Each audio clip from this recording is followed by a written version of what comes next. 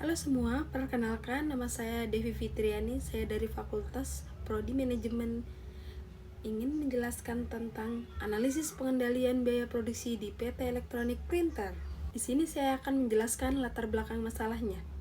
Perusahaan elektronik printer sering menghadapi masalah naiknya harga bahan baku, terutama komponen impor seperti tinta dan chip. Tanpa pengendalian biaya yang ketat, laba perusahaan bisa tergerus. Oleh karena itu, saya menganalisis bagaimana penerapan sistem pengendalian biaya dapat membantu meningkatkan efisiensi. Yuk kita baca PPT-nya. Di sini yang pertama adalah biaya produksi printer meningkat akibat fluktuasi harga komponen elektronik dan ketidakefisienan proses produksi. Yang kedua, tanpa pengendalian biaya yang efektif, margin laba menurun dan harga jual sulit bersaing.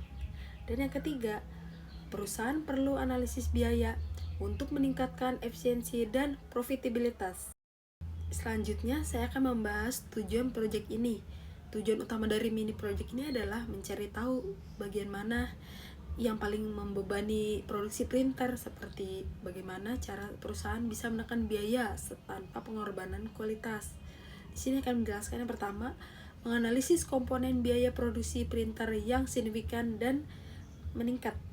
Dan yang kedua, mengidentifikasi penyebab pemborosan biaya.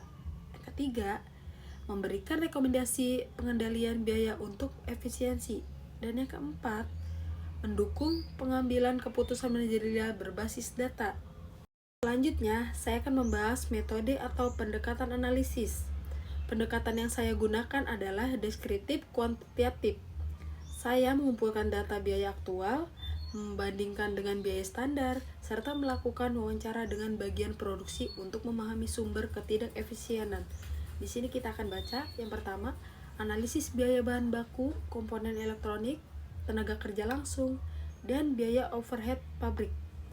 Kedua, variance analisis untuk membandingkan biaya aktual vis standar. Dan yang ketiga, observasi lini produksi dan wawancara manajer produksi. Periode yang saya lakukan adalah di bulan Januari sampai bulan Juni 2025. Slide selanjutnya, hasil temuan atau insight. Dari hasil analisis, saya menemukan bahwa pemborosan terbesar berasal dari pembelian bahan baku yang tidak terencana dan lembur berlebihan.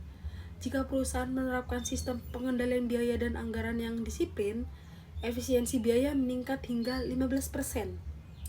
Di sini saya akan membacakan insight-nya. Dengan pengendalian biaya yang baik, perusahaan bisa menurunkan total biaya produksi hingga 10-12%. Yang pertama, biaya bahan baku meningkat 12% karena fluktuasi harga komponen.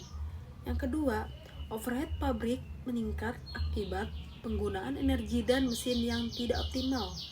Yang ketiga, 15% komponen terbuang karena kesalahan produksi atau cacat produk. Yang keempat, sistem standar costing dan budgeting kontrol belum diterapkan menyeluruh.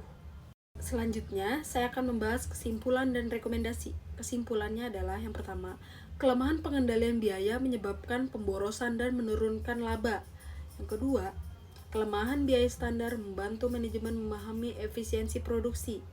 Di sini saya akan membacakan rekomendasinya. Yang pertama, terapkan budgetary control dan laporan selisih biaya bulanan. Yang kedua, gunakan supplier tetap untuk stabilitas harga komponen.